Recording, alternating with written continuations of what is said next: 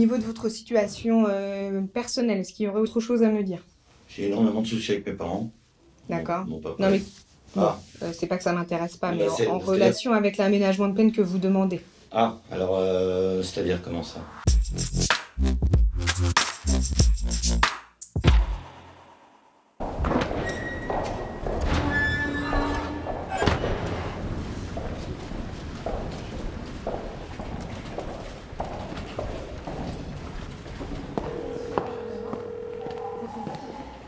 Franchement, je sais pas si vous êtes prêts. Vous arrivez dans la cour d'assises, là, ça va être froid, éprouvant.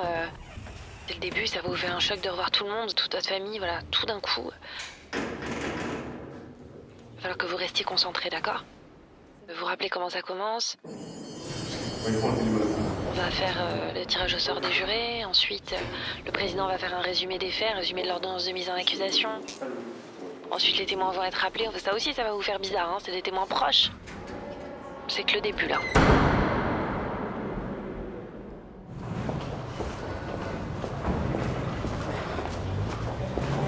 Tu fais une permanence ou tu vas avoir un des clients? Permanence. Ah, ok, d'accord, tu t'es inscrit sur les permanences. Alors, c'est vrai que la première, quand tu sais pas du tout comment ça se passe et à quelle sauce tu vas être mangé, j'appréhendais un peu. Puis tu sais, en fait, comme tu arrives dans le cadre de la détention qui ne te connaissent pas, t'es pas leur avocat déjà premièrement, tu restes une personne de l'extérieur qui vient, entre guillemets, je dis bien entre guillemets, illuminer une journée, quoi. Parce que bon, voilà, t'es là pour eux, ils le savent. Tu vois, moi, au final, ça se passe très bien, on rigole.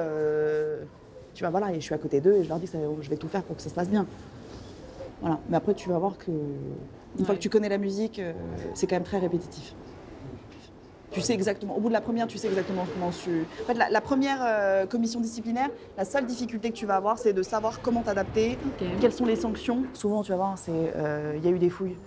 Donc ils ont récupéré des stupéfiants ou un téléphone portable, sinon c'est à la sortie du parloir, très régulièrement, ou sinon tu as aussi insultes, menaces, agression physique, c'est quand même assez rare. Donc tu vois en fonction. Mais si tu veux, les mecs, ça leur fait ni chaud ni froid d'aller en commission disciplinaire.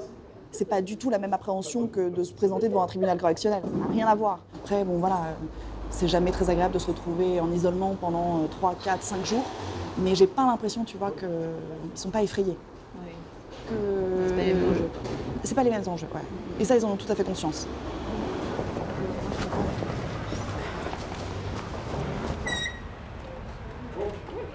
Non mais franchement je suis étonnée. Hein. Je suis étonnée parce que je travaille. Bon d'accord, en gros il paye pas, il fait pas les soins, il paye pas la victime et il est étonné. Bah c'est bien, t'as des choses différentes comme ça. Oui. Monsieur, vous êtes suivi en suivi socio-judiciaire pendant 10 ans, donc jusqu'en 2024, pour des faits de viol. Vous avez été condamné par la cour d'assises d'Eure-et-Loir le 21 janvier 2004. Vous ne pouvez pas rester sans nous donner votre adresse. Oui. Est-ce que c'est bien clair? Non, est-ce que c'est bien clair? Oui, je suis clair, madame. D'accord? Oui. Parce que rater encore une fois une convocation, ça veut dire qu'on se revoit en débat contradictoire pour une révocation éventuelle du sursis, du suivi socio-judiciaire. Oui, tout à fait. C'est vraiment délicat parfois, il n'y a pas de manuel finalement pour gérer l'humain. Je suis un peu perdue, c'est difficile de prendre en compte d'une part les condamnés qui attendent des réponses, mais aussi et surtout parfois les victimes qu'il ne faut pas oublier. Je navigue en eau trouble en fait. On n'en est plus au stade quelle est votre situation, on en est au stade qu'est-ce que vous faites concrètement pour vous réinsérer, pourquoi vous ne le faites pas, voilà. C'est toutes ces questions-là que je me pose. Il reste 3 ans d'emprisonnement au-dessus de votre tête. Donc si vous ne voulez pas vous retrouver dans la même situation que la dernière fois, il est hors de question que je n'ai pas d'adresse dans le dossier où je puisse vous convoquer. Je suis suivi... En suivi socio-judiciaire jusqu'en 2024. Vous êtes sûr? Parce que Oui, même si c'est 10 ans, c'est pas jusqu'à 2022. Si, j'en suis sûre.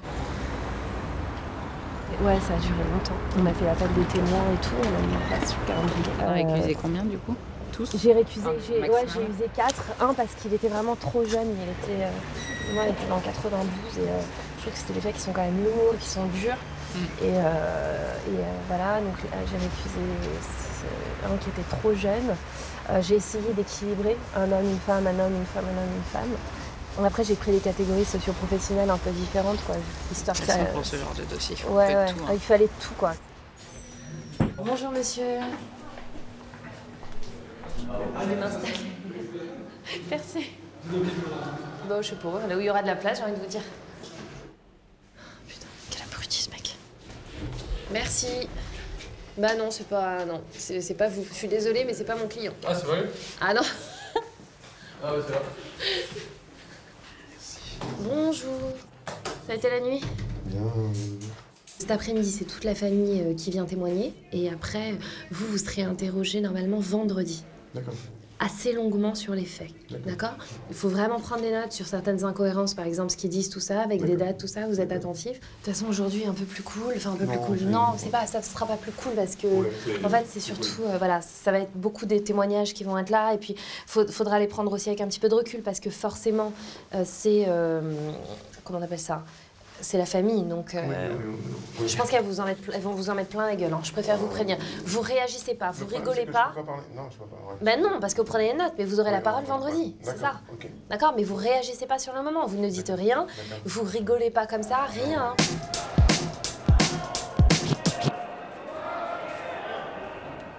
Là, il y a 11 affaires. Après la dernière, c'est évasion, séquestration.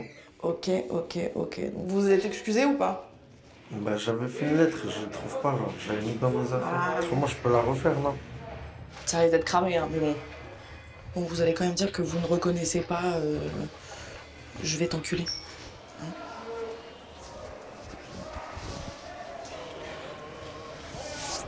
Bonjour? C'est bon. C'est bon. Il s'est alors énervé, levé de son lit et s'est approché de moi de manière virulente. Tu commences à me chauffer, toi, reste loin de moi, je vais t'enculer, je suis prêt à prendre 20 ans pour toi. C'est quoi vos projets? Mon projet, c'est déjà de trouver un travail, respecter la loi. Alors, respecter la loi, effectivement. J'ai vu que vous aviez été convoqué par le tribunal correctionnel. Alors oui, ça c'est une affaire de violence et malheureusement ça s'est passé avec mon petit frère. Je lui ai demandé gentiment, s'il te plaît, est-ce que tu veux baisser la musique? Donc il a continué à mettre la musique.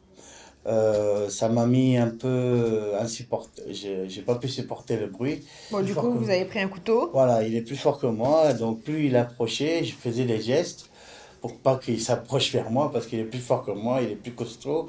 Et puis on s'est insulté et puis donc il m'écoutait plus, donc il avait peur de rien. Mais je lui ai touché à chaque fois, quoi. À chaque fois, je lui ai touché le ventre. Donc il a été blessé. Il était blessé, oui, il était blessé. Donc vous rigolez aujourd'hui, mais vous avez blessé votre frère. Bah, c'est plus le Maroc que le viol, non?